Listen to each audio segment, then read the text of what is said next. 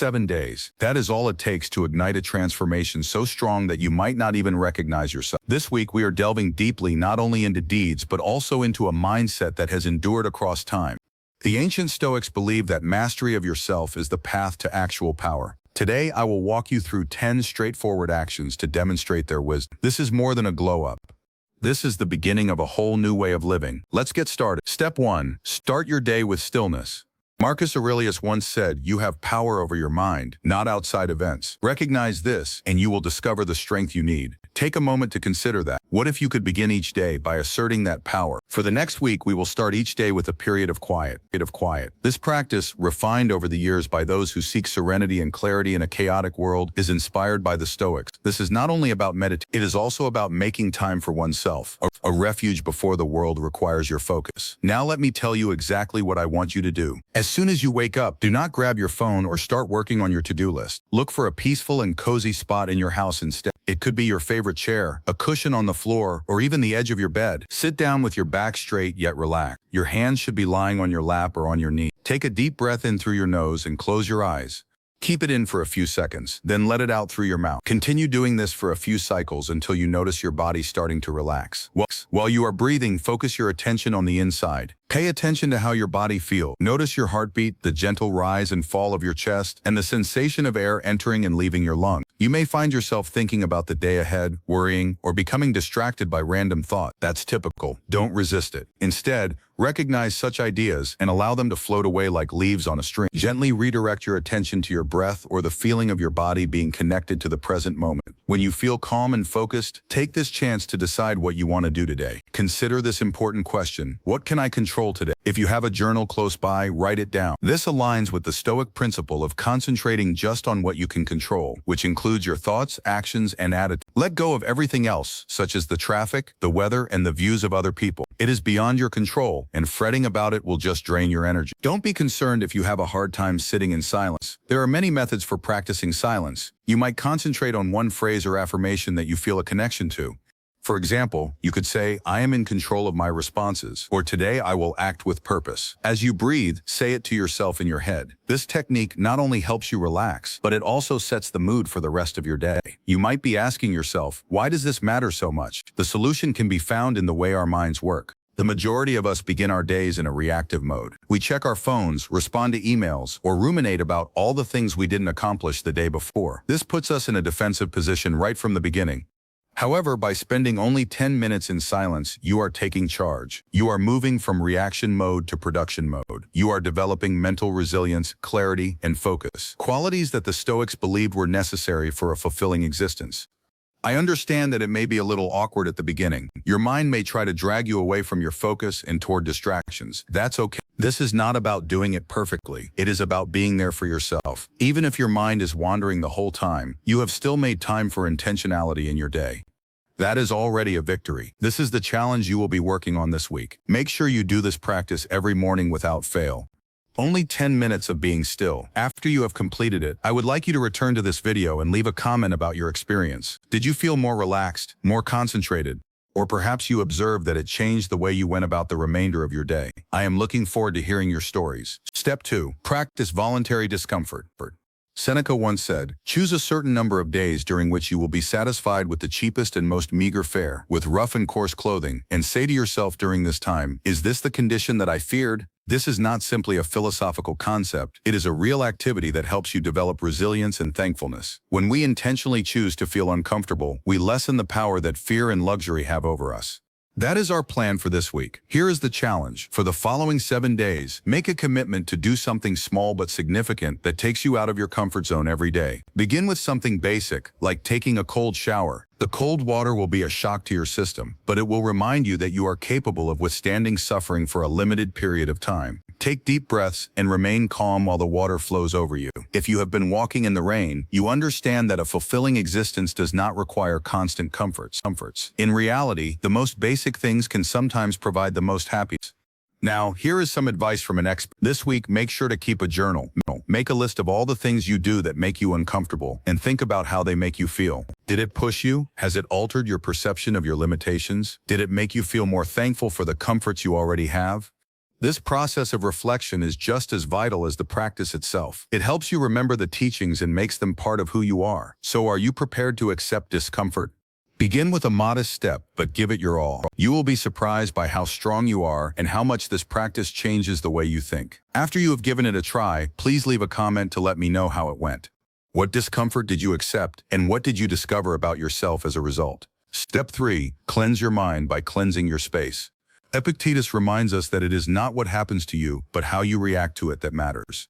There are moments when we feel overwhelmed, dispersed, and stuck as a response to the chaos that is happening around us. We do not always recognize that our surroundings, whether they are physical or digital, have a direct effect on our mental state. This stage is very, very important because a messy area can lead to a cluttered mentality.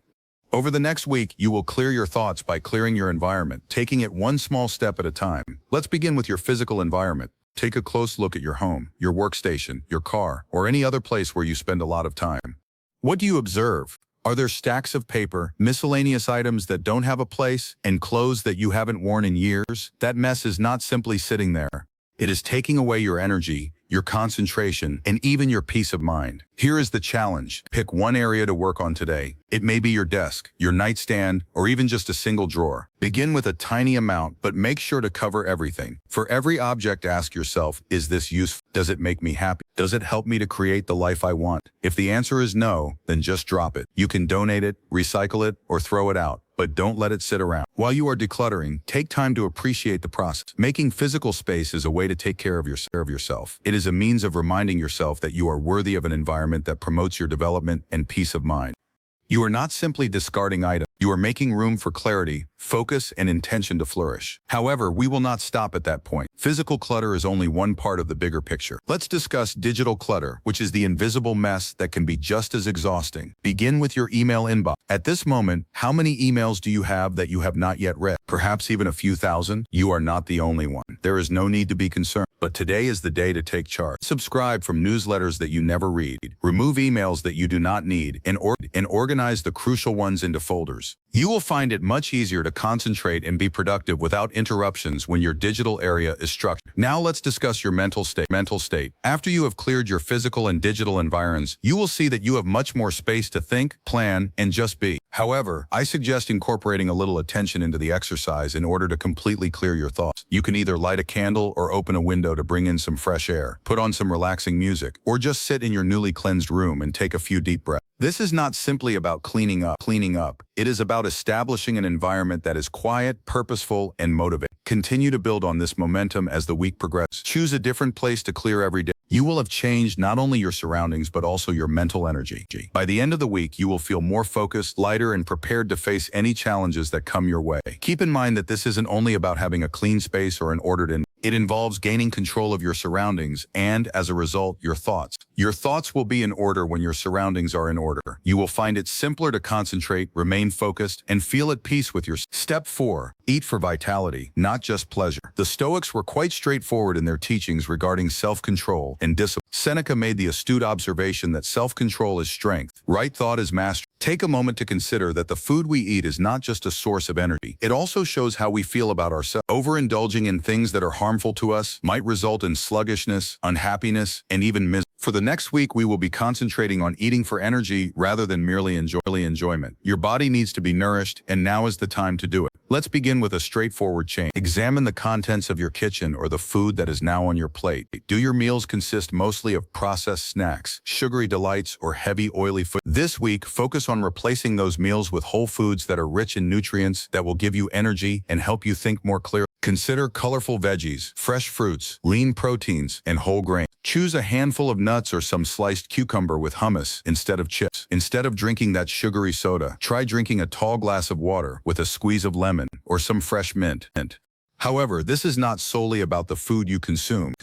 It also pertains to the manner in which you consume it. The Stoics believed in being careful and moderate in all things, including what they ate. So here is something for you to practice. When you eat next, focus on your meal and don't do anything else at the same time. Stop using your phone, switch off the television, and concentrate on the food that is in front of you.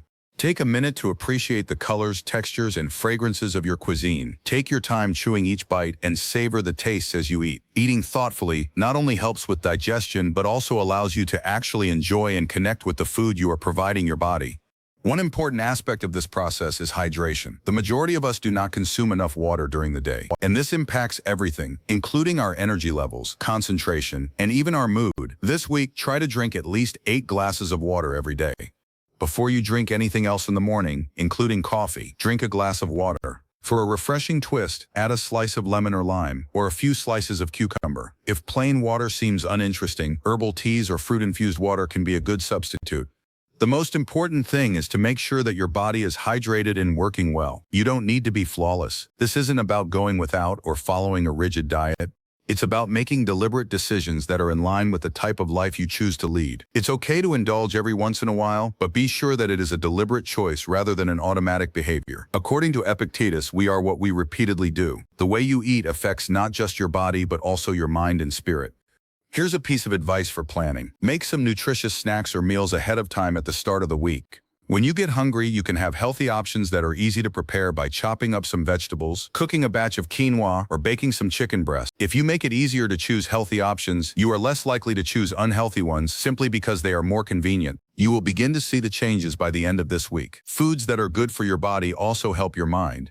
You will feel more energized, lighter, and more concentrated. Your desire for junk food will decrease, and you will start to crave items that make you feel good on the inside. Step 5. Journal your intentions and reflection. Marcus Aurelius, a well-known Stoic philosopher, wrote his meditations for his own benefit rather than for anybody else to read. It was a means for him to think about things, to be true to his principles, and to make sure that his actions were in line with his ideas. He used his journal to help him navigate his thoughts and decisions. Now you will do the same thing. For the next week, spend 10 minutes every evening writing down your aims and thoughts in a journal. This straightforward practice has the ability to change the way you view yourself and the world you live in. Begin by locating a notebook or journal that you adore, something that feels welcoming and special to you. This is not just a collection of random thoughts. It is a sacred area for you to discover and grow as a person. You can use a digital notebook or a notes app on your phone if you would like.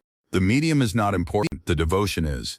Every evening, take 10 minutes to yourself in a calm place. You can light a candle, play calm music, or just sit quiet. Start by thinking about your day. What went well today? What was difficult? What can you learn from those experiences? Put these thoughts down on paper in an honest way without passing judgment. This is not about writing flawlessly. It is about capturing your inner dialogue and achieving insight. Afterward, concentrate on what you want to do the following day. Consider this question: what do I want to accomplish tomorrow? In what ways do I want to be there for myself and for other people?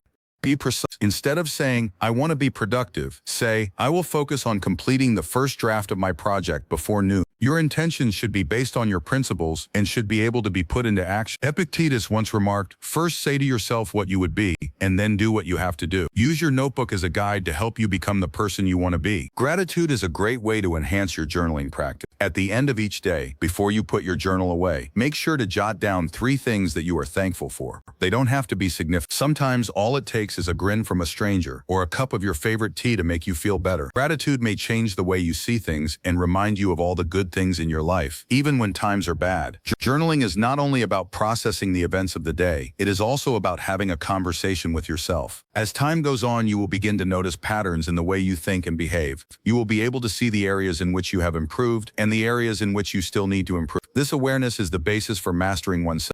As the week progresses, you will discover that writing is something you anticipate doing. It will provide you with an opportunity to reflect on your thoughts and feelings and to make adjustments as needed. It's as if you're holding a mirror up to your soul. You will see how your way of thinking changes, how your objectives become more distinct, and how you become more aligned with your principles. This is your opportunity to develop a deeper relationship with yourself. Are you prepared to grab a pen and begin this exercise? Don't overthink it. If you have never kept a notebook before, simply begin writing and let the words come out on their own. In a few days, you will be amazed that you ever lived without it. I would really like to know about your experience in the comments after you have given it a try. What did you learn about yourself by keeping a journal? What are your plans for tomorrow? Step 6. Embrace movement as medicine. The Stoics recognized that the body and the mind are closely linked to one another. For them, keeping their bodies healthy was not a matter of vanity, it was a responsibility.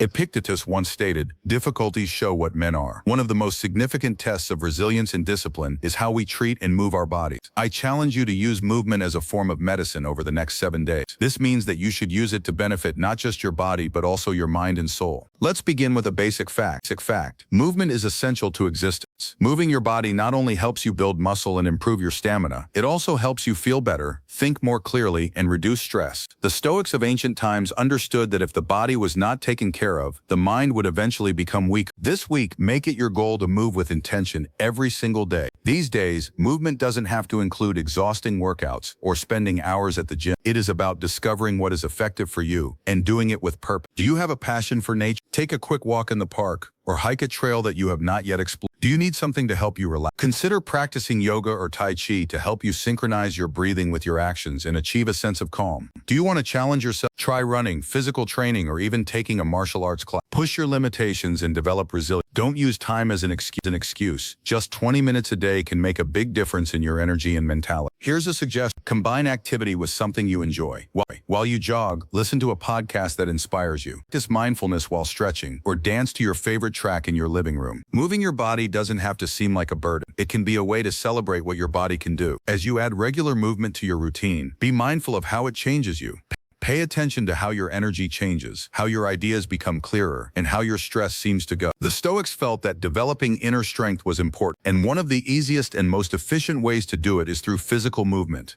Every walk, stretch, or repetition is a small act of self-discipline and self-care. We must remember how important it is to be consistent. You will see improvements in both your mental and physical health if you show up every day, even when you don't want to. You have power over your mind, not outside events. As Marcus Aurelius wrote, "Recognize this, and you will discover the strength you need." This is also true for movement. When you are feeling unmotivated, remember the reason you are doing this. What is the reason behind your actions? To feel more powerful? To gain a better understanding? To pay tribute to the vessel that carries you through life? Keep that reason in mind and let it motivate you. At the conclusion of each day, think about how you felt after moving your body. Did it make you feel like you had achieved something? Did it help you think more clearly or improve your mood? Please share your experience in the comments. I would love to learn what kind of movement resonates with you the most and how it is affecting your path. This week's step: speak and act with intention. Seneca once remarked, "Everywhere means no. A person who spends all of their time traveling ends up with a lot of acquaintances, but no real path." This week, I want you to think of your words and actions as an investment in the people and experiences that matter most. We frequently speak without thinking or behave without being clear. According to the Stoics, every word and action should be intentional, significant, and in accordance with virtue. For the following week, make a conscious effort to be purposeful in all you do. Let's begin by discussing how you communicate. Have you ever found yourself gossiping or grumbling, only to discover afterward that it made you feel tired or disconnected? This week, make a deliberate effort to steer your talks in a more positive and purposeful direction. Before you talk, take a moment to pause. Ask yourself, is what I'm about to say true? Is it required? Does it provide any benefit to the individual I'm talking to? If it fails this test, just forget about it. Make it a priority to support others, provide them with encouragement, and participate in conversations that promote connection. You'll be surprised at how much lighter and freer you will feel when you eliminate the distractions of useless conversation. Your acts also need to be intentional. Every decision you make, no matter how major or small, should be in line with your values and objectives. Before you do something, think about it. Is this activity helping me become the person I want to be? Allow your values to guide you in making decisions about how to spend your time, how to treat others, and how to respond to obstacles. Epictetus said, "Before you speak, make sure you understand what you are saying." The same goes for your acts. Be aware of their significance before you carry them out. Let's get down to business. Begin with something little this week. For 1 hour each day, put your phone aside and focus on being present in the moment. When you are with someone, make sure to offer them your complete focus. Listen in order to comprehend, not just to answer. When you are working on a task, concentrate solely on that activity. Do not multitask or allow yourself to be distracted. By practicing deliberate presence, you can change the way you experience the world around you. Another important aspect of acting with intention is to refrain from causing unneeded confusion in your life. We frequently blow situations out of proportion in our brains, making them seem bigger than they actually are. Seneca once observed, "We suffer more often in imagination than in reality." Take a moment to stop when you are confronted with a challenge. Take a breath. Consider whether or not this is really worth your time and effort. What is the best and most ethical method for me to go about this? Often the disorder we see is just a result of our own tendency to overthink things. As you go through this week, you will discover that speaking and acting with intention not only alters how others see you, but also alters how you see yourself. You will feel more secure, more aligned, and more in charge of your life. Every word you say and every action you take is a step toward being the person you want to be. This week, I would like to urge you to take your time and be thoughtful about the words you use and the things you do.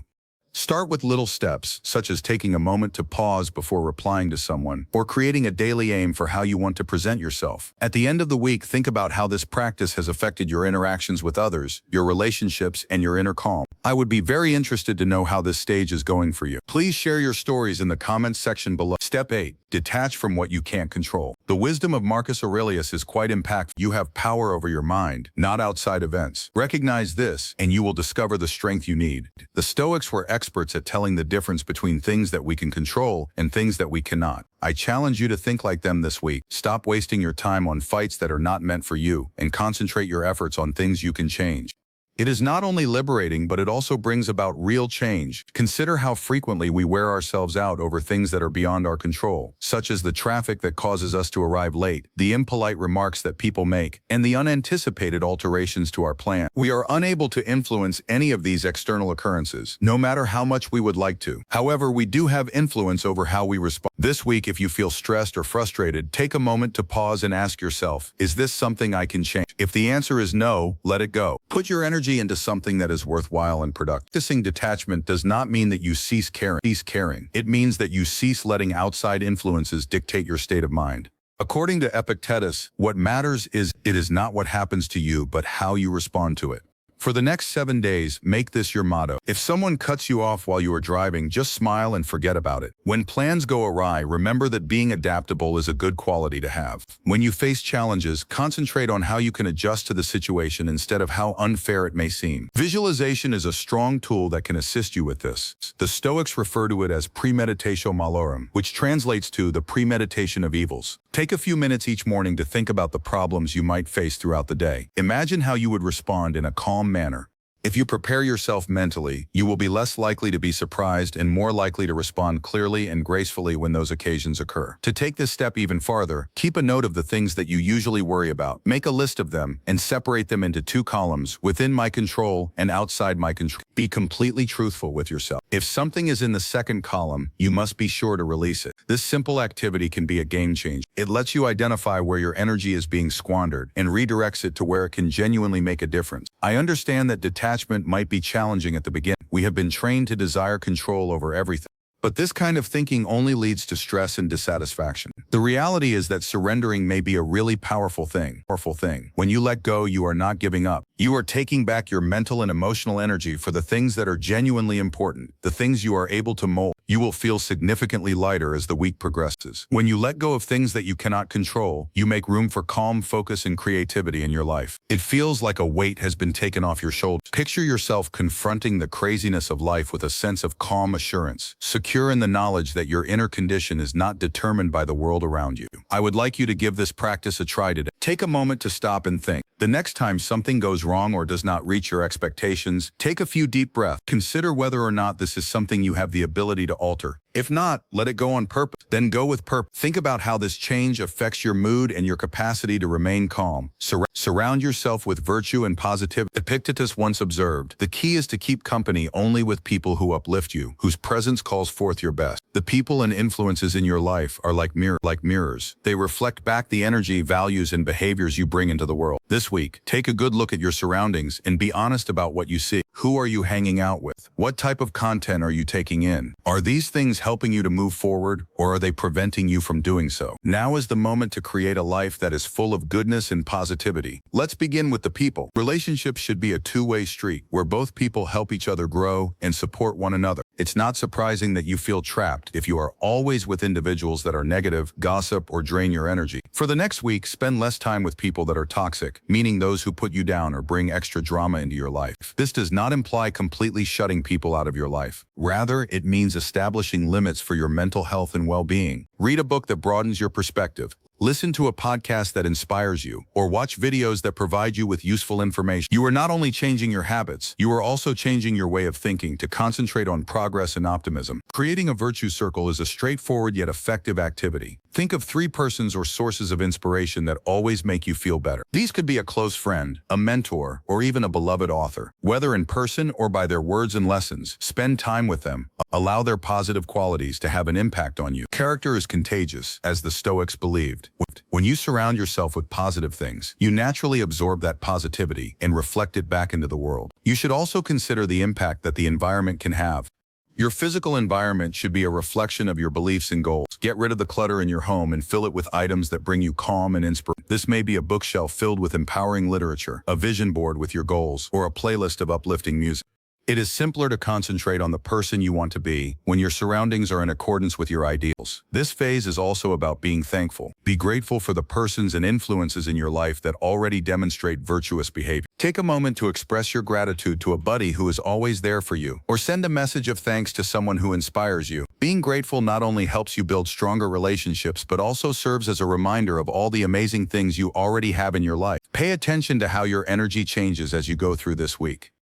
You will feel more in line with your goals and more at peace with yourself if you reduce the negative influences and increase the positive ones. You are creating an environment that not only supports your change, but also speeds it up. Reflect on your mortality and seize the day. Memento mori, which means remembering that we will all die sometime, was one of the most potent rituals that the Stoics embraced. This perspective on mortality is not intended to be gloomy or to instill fear. Rather, it is meant to generate a sense of urgency. In his meditations, Marcus Aurelius frequently wrote about it, reminding himself that life is short. You could leave life right now. Let that be the deciding factor in all you do, say, and think. Consider this. If this week were your final week, how would you choose to spend it? Would you allow fear to stop you from doing something? Would you spend your time worrying about insignificant things or getting into pointless arguments?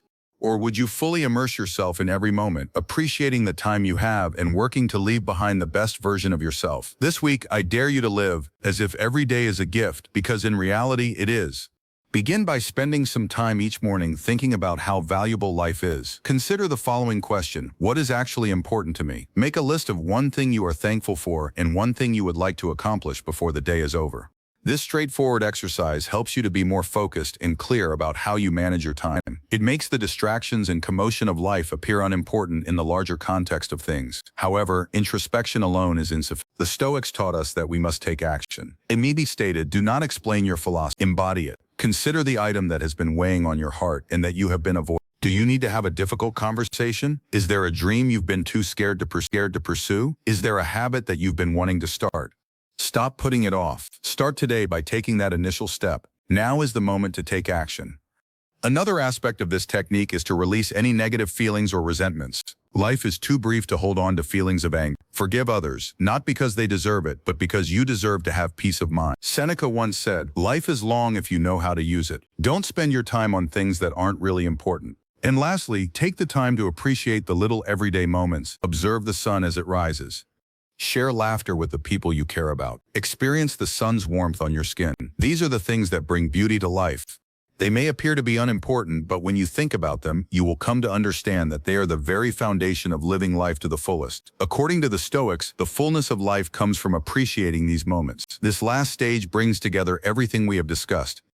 When you think about your own mortality, you develop a better understanding of what is genuinely important. It assists you in determining what is most important to you. Living with purpose and taking immediate action, you will see that you grow more present, more daring, and more grateful. Not because life is flawless, but because you have decided to appreciate its beauty in spite of its flaws. As we come to the end of our week-long adventure, I want to leave you with this thought. You have a limited amount of time, but your potential is limitless. Take advantage of today, not because you are guaranteed tomorrow, but because today is a gift. Think about it. Take action. Succeed. 7 days, 10 steps, and a lifetime of knowledge. You have all the tools you need to change your life. Now it's your responsibility to take the first step.